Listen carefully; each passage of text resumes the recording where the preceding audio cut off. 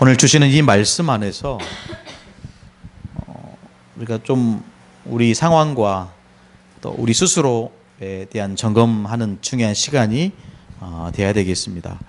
서론인데요.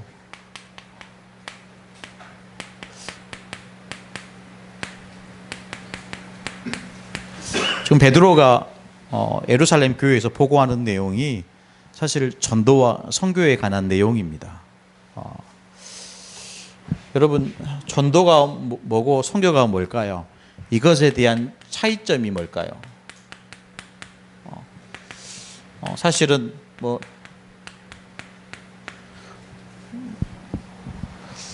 같은 의미인데 우리나라에서 하느냐 다른 나라에서 쉽게 우리가 간편하게 얘기를 하면 또 본질적으로 얘기하면 다른 문화권에서 우리가 복음을 전하는 것을 선교라고 하지요. 복잡하게 생각할 단어는 아닌 것 같아요. 근데 사실은 유대인들은 뿐만 아니라 유대인들 가운데 예수를 믿는 신자들도 이 선교에 대한 이 마인드가 사실은 없었어요. 그런데 우리 하나님 말씀 우리가 좀 살펴보면 사도행전 1장 8절에 말씀하고 있듯이 어디까지 가서 복음을 전하라고요? 땅 끝까지 가서요.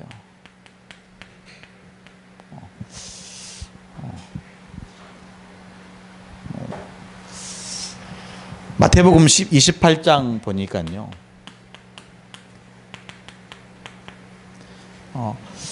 모든 족속을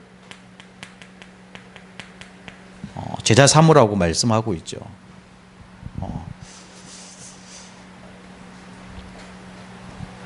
마가복음 16장 15절로 18절에 보니까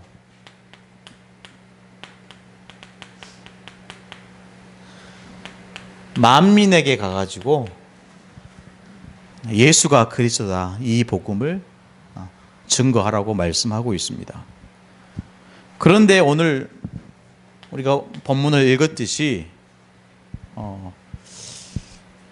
지금 이 베드로라는 이 제자가 예루살렘 교회에 가 사역 보고하는데 어떤 말을 들었습니까? 오늘 11장 2절에 보니까 베드로가 예루살렘에 올라갔을 때에 할례자들이 비난하여 비난받은 거예요. 지금 이 베드로가 어떤 전도 현장을 지금 교회에 와서 포럼을 하는 거죠?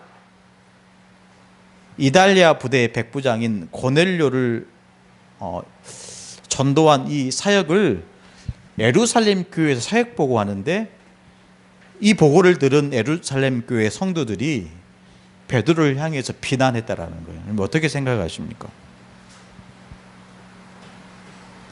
교회다니까요. 예루살렘 교회예요. 근데 교회인데 한 사람을 복음으로 살렸어요. 그것도 이방인, 그것도 백부장인. 엄청난 하나님의 역사를 심지어 우리가 좀 신비한 체험을 하고 또 성령에 이끌려서 고넬료에게 찾아간 거 아니겠습니까? 그럼에도 불구하고 이 사역 보고를 하는데 이 베드로는 교회에서 비난을 받은 거예요. 쭉 하나님의 역사하심과 고넬료라는 인물을 그 만남의 모든 과정을 설명해 줘요.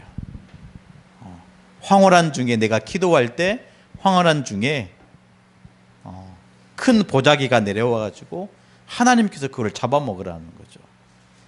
잡아먹으라고 하는데 이 베드로가 못 잡아먹잖아요. 이유가 뭡니까? 이유가 뭐예요? 네?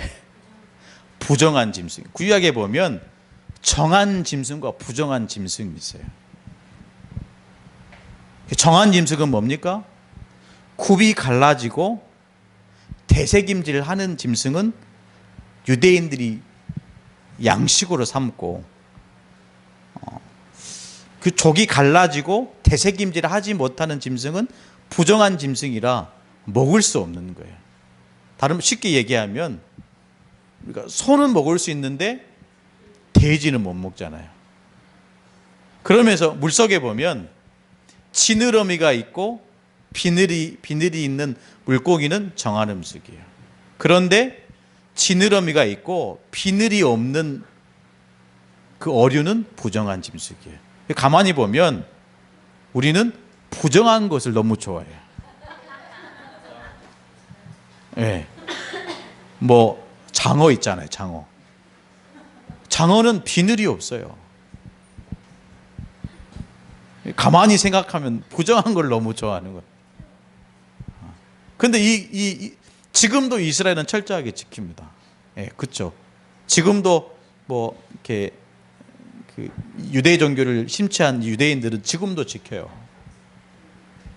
그걸 내가 먹으면 나조차도 부정한 사람이 되는 거예요. 근데 이 베드로가 근데 그 환상이 뭘 의미하는 거죠? 지금 이방인이라는 어떤 영혼을 얘기를 하는 거예요. 하나님이 깨끗하게 했다. 깨끗하게 한 그것을 네가 부정하다고 얘기할 수 있느냐? 근데 여전히 이 예루살렘 교회는 뭔가 다른 것으로 잡혀 있는 것이죠. 이미 요한복음 19장 30절에 모든 것을 끝내셨다니까요. 아멘. 모든 부정한 것을, 모든 재앙과 저주를 끝내셨어요.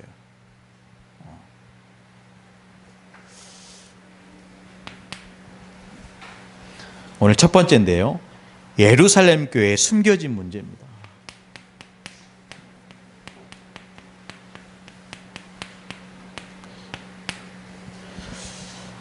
왜 현장에서 정말로 한 영혼을 살린 이 베드로를 손가락질하고 비난했을까요?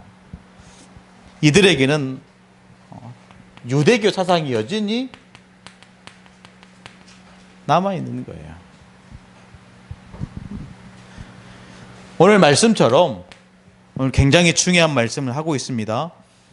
11장 2절에 보니까 할례자들이 비난하여 3절에 이르되 내가 무할례자의 집에 들어가 지금 어떤 사상이 있습니까? 여전히 다 끝냈는데 지금 예수를 믿는 신자들이 지금 이 얘기하고 있는 거예요. 할례냐 무할례냐. 뭘 의미하는 것입니까? 여전히 율법에 매여 있는 거예요. 여전히 율법으로 구원받는다라고 믿는 것입니다. 더 나아가서 지금 이 예루살렘 교회의 숨겨진 문제가 어떤 문제입니까? 여전히 여기에 빠져 있어요. 선민이라는 건 좋죠. 하나님이 우리를 택하셨다. 하나님의 백성으로 택하셨다. 그런데 이것이요, 사상이 된 거예요. 그래서 여러분 이방인을 볼 때 어떻게 봅니까? 짐승으로 쳐다보는 거예요. 짐승으로요. 진짜 짐승은 누굽니까?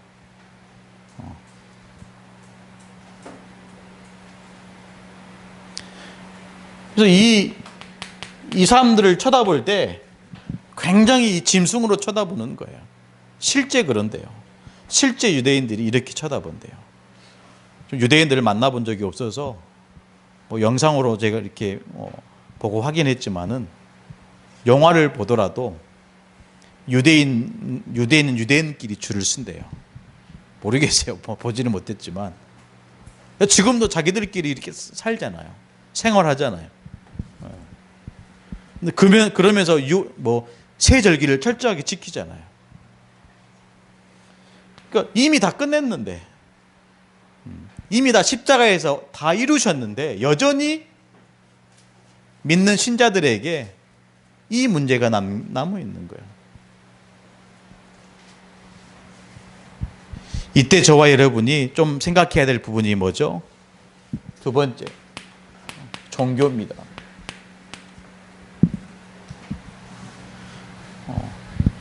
저와 여러분이 지금까지 훈련 속에 이 복음을 누리고 있는데, 이 복음의 이 바톤을 이어받은 우리 후대들이 이 복음을 종교로 바꿔간다면 어떻게 될까요? 이 복음 못 누리면 저와 여러분이 누리는 이 놀라운 이 은혜의 복음은 종교화돼 갑니다. 다락방이라는 또 다른 어떤 종교가 되는 거예요.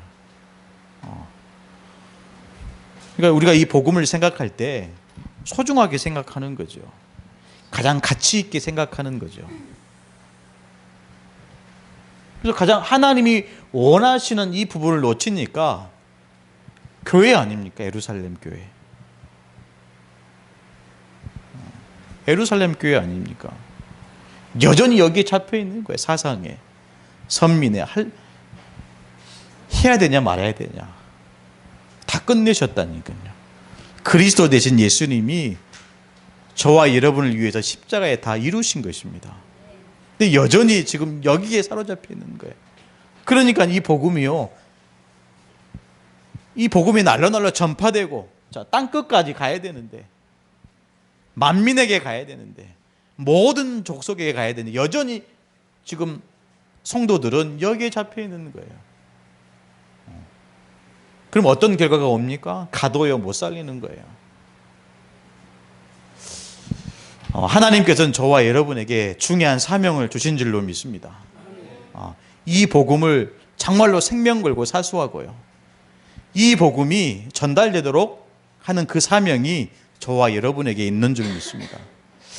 놓치지 말아야 될 굉장히 중요한 축복입니다. 그래서 종교는요 반드시 멸망받습니다.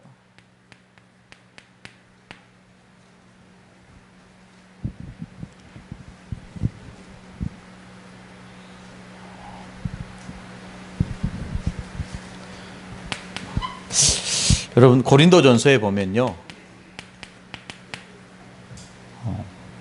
무릇 이방인의 제사는 귀신에게 하는 것이요, 나는 너희가 귀신과 교제하는 자가 되지 않기를 원한다 그랬어요. 여러분 종교는요 뭐죠? 귀신에게 제사하는 거예요. 교회가 십자가 걸려져 있다고 교회입니까? 잘 대답하셔야 돼요. 교회가 예배하고 기도하고 찬양한다고 해서 교회입니까? 잘 대답하셔야 돼요. 교회가, 다시 한번 얘기할게요, 교회가 빨간 십자가를 걸었다고 해서 그곳이 교회입니까?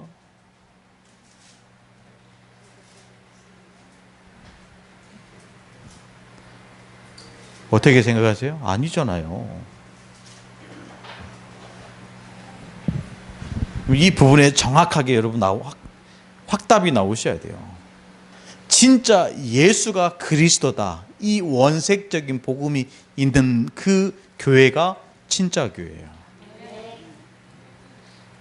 우리만 교회냐 지금 이 얘기를 하는 게 아니죠. 그렇죠? 우리 다락방만 복음이냐 이 얘기를 하는 게 아니에요. 진짜 여러분 종교는요 귀신에게 제사하는 거고 귀신과 교제하는 거. 그래서 복음 없이 교회 다니면요 어떻게 된다고요? 멸망받아요. 자꾸 문제 와요. 놓치지 않기를 축복합니다. 출애굽기 20장 4절에서 5절 말씀이죠. 우상 숭배하는 자들을 내가 죄 없다 하지 않겠다 그랬어요. 우상 숭배하는 자의 죄를 갚되 어떻게 한다고요? 3, 4대 저주하신다 그랬어요. 너무나 무시무시한 말씀이죠. 대부분 우리나라 우리 민족은 거의 다 조상신을 섬겼어요. 대부분 그렇습니다. 근데 놀라운 말씀은 나를 사랑하고 내 계명을 지키는 자에게는 1000대까지 은혜를 베푸신다 그랬어요. 여러분 지금 이 시간 저와 여러분이 예수를 믿는다는 것, 3, 4대 저주를 끊고 1000대까지 베푸는 그 은혜 속에 들어가는 거예요. 아멘. 종교가 되어서는 안 됩니다. 우리의 신앙이, 나의 믿음이 종교가 되어서는 안 돼요. 종교는요 뭡니까? 내게서 출발하는 거예요. 내가 찾아가야 되는 거예요. 근데 복음은 하나님이 내게 찾아오신 거예요. 믿습니까? 그래서 이 복음은요, 이미 창세전에, 영세전에 하나님이 저와 여러분을 살리시기로 작정하신 거예요. 이게 믿어져야 돼요. 그렇지 않으면 내가 믿었구나, 내가 믿어서 구원받았구나, 이렇게 시작한다니까요. 그것 자체가 종교입니다. 그래서 내가 열심히 해야지, 내가 더 기도 많이 해야지, 이렇게 가는 거예요. 그러면 절대로 하나님이 원하시는 생명의 길로 가지 못해요. 복음은 내게 찾아오신 거예요. 그래서 복음은 하나님의 은혜입니다. 여러분 자꾸 얘기하지만 에베소서 2장 8절에 은혜를 인하여 믿음으로 말미암아 구원을 받았다. 근데 그 믿음도 하나님의 은혜 속에 저와 여러분에게 주어진 거예요. 이 속에 저와 여러분이 서 있어야 될 줄로 믿습니다. 그렇기 때문에 여러분 성경은 이렇게 얘기하죠. 사도행전 4장 12절에 다른 이로서는 구원을 받을 수 없나니 천하 사람 중에 구원을 받을 만한 다른 이름을 주신 일이 없느니라 그랬어요. 그래서 우리가 예수를 믿는 것입니다. 이 예수를 그리스도로 믿는 거예요. 자칭 우리나라에 하나님이라고 하는 사람들이 30명 이상 있다고 그래요. 자칭 내가 예수다 하는 사람이 10명 있다고 그래요. 그래서 어떤 학자는 그래서 우리나라가 이렇게 잘 사는가 보다. 하나님이 많아서, 예수가 많아서, 그래서 우리나라가 복받는 나라인가 보다, 이렇게 얘기하대요. 그런 이상한 사람들이 있다니까요. 다른 이름을 주신 적이 없습니다. 오직 구원의 이름은 예수 그리스도입니다. 예수 그리스도예요. 그 이름을 믿을 때 우리는 구원의 축복 속에 들어가는 거예요. 그래서 이 예수는 저와 여러분에게 하나님 만나는 길로 오신 거예요. 왜? 다른 길이 없기 때문에, 오직 예수만 구원의 길이 되시기 때문에 이 길은 생명의 길이요 참된 진리의 길입니다. 그 길이 바로 예수 그리스도라는 거예요. 여러분 이 종교와 복음을 확실하게 구분하셔야 돼요.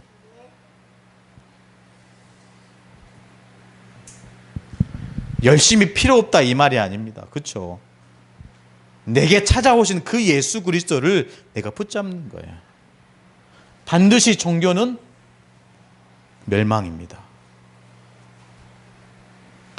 그래서 하나님은 저와 여러분에게 특히 오늘 예루살렘 교회를 통해서 몇 가지 우리가 확인해야 됩니다. 붙잡아야 됩니다. 뭘 우리가 붙잡아야 되겠습니까? 종교가 아닌 복음입니다. 그래서 복음은 반드시 구원과 능력을 받습니다.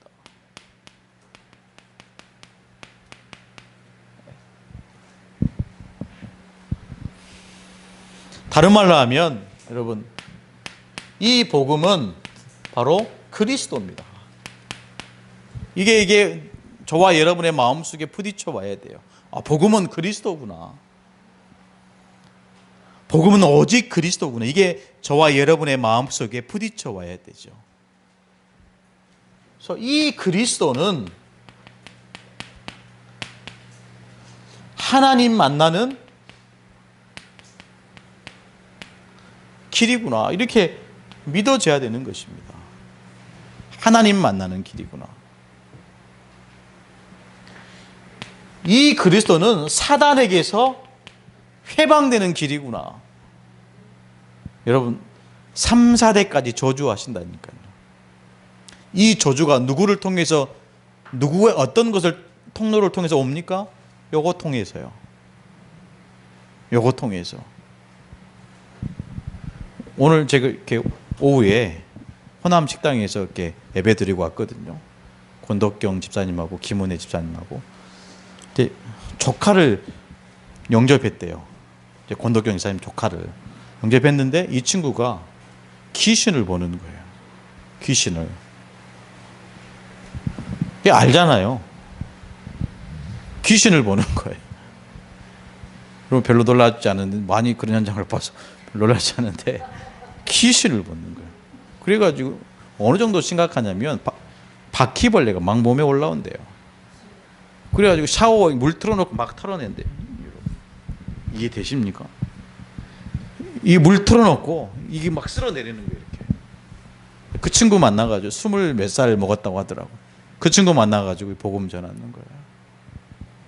여러분 그만큼 여러분 심각합니다. 이 상태가 너무 어렵고 심각한 거예요. 이걸 어떻게 병원에 가서 해결할 수 있겠습니까?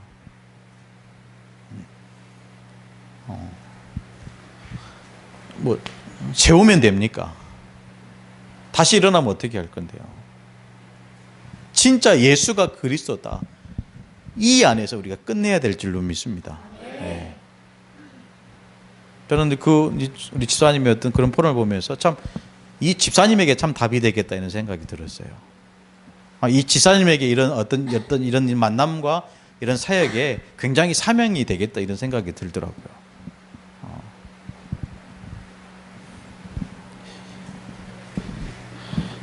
끊임없이 저와 여러분에게 옥죄오고 있는 이 죄책감 있잖아요.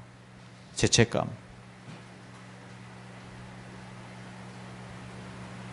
저도 그 일반 신앙생활 하다가 보니까 자꾸 좀 이렇게 하나님 앞에 어떤 이 죄의식이 들 때가 많이 있어요.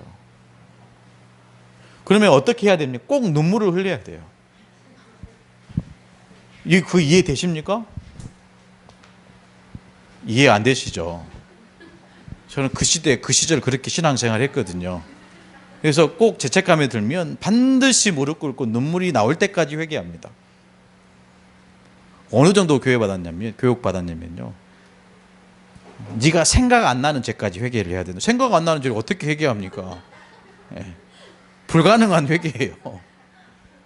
그런데 이 복음 만나고 나니까 다 끝났다라는 거예요. 하나님이 이걸 싹 지워주시더라고요. 싹 지워주시더라고요. 제가 어느 정도 수준이었냐면요.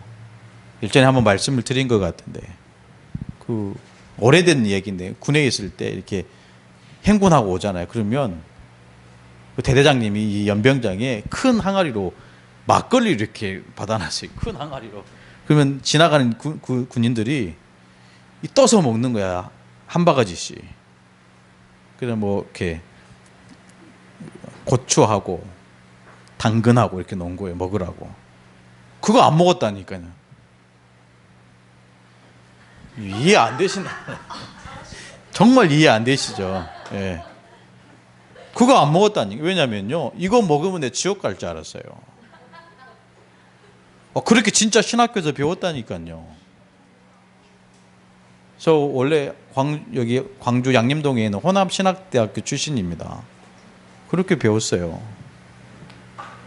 얼마나 이 사소한 것 조심하고 또 조심하고 말 한마디를 하더라도 얼마나 조심했겠어요. 그런데 이 복음 안에서 다른 사람이 상처가 되든 안 되든 이렇게 사는 거예요. 이제 누리면서 다른 사람이 상처를 주면 안 되지만 제가 이렇게 드리는 말 다른 사람에게 상처를 주라는 게 아니고 복음을 누리는 게 가장 먼저가 되어야 한다는 거예요. 복음을 누리는 게 먼저 된다. 이 설교하고 어떤 예배 초소에 제가 쫓겨났어요.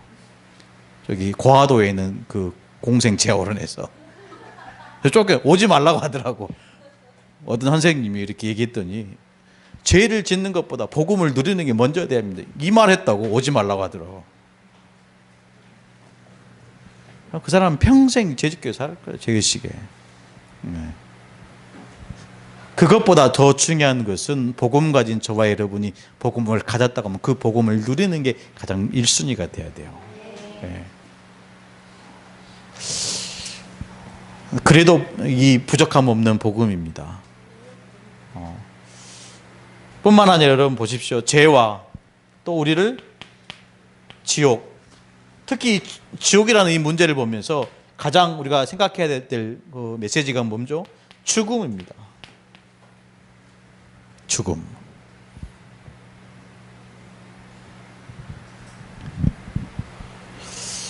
누구나 뭐 이 강을 건너게 되겠지만은 이 너머의 삶을 누구나 명확하게 얘기하는 사람이 없잖아요. 그런데도 불구하고 성경은 명확하게 천국과 지옥을 얘기하고 있습니다. 거지 나사로와 부자에 관한 얘기를 여러분 들어보셨을 거예요. 하나님께서는 저와 여러분에게 이 죽음의 세계, 이 내세의 세계를 천국으로 이미 인도에 가신 줄로 믿습니다. 네, 구원을 이루신 거예요. 이 축복 안에서 진짜 하나님 우리에게 이 구원과 이 능력을 날마다 삶 속에서 누리는 것이 저와 여러분의 평생의 사명이 되어야 됩니다. 그래도 못 누리는 것이 복음이에요. 그래도 못 누리는 것이 복음이더라고요. 할 수만 있다면 우리가 매일 늘 복음 누리는 삶이 되는 것이 가장 소중한 삶인 것이죠. 오늘 네 번째인데요. 마지막 네 번째인데, 올바르게 깨달은 자와 하나님은 교회를 사용하신다. 하나님은 어떤 자를 쓰시고 어떤 교회를 쓰실까요? 다른 게 아니고 우리에게 주신 이 복음을 올바로 깨닫고 올바로 누리는 교회를 하나님 쓰시는 거예요. 여기 보십시오. 사도 바울입니다.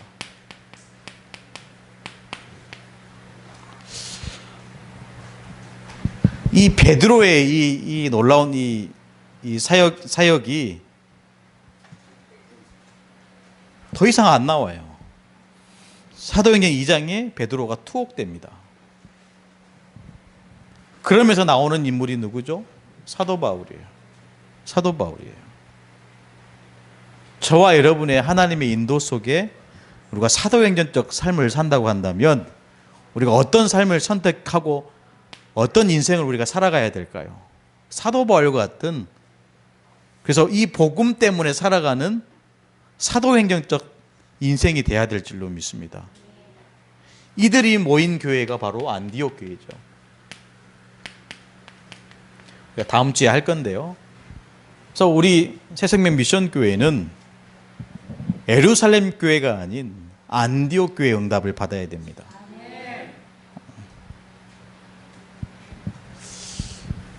이건 우스갯소리인데요. 저희 아이들이 그런 구호를 외치더라고요. 새생명 미션 웨이 이렇게 하셨어요. 네.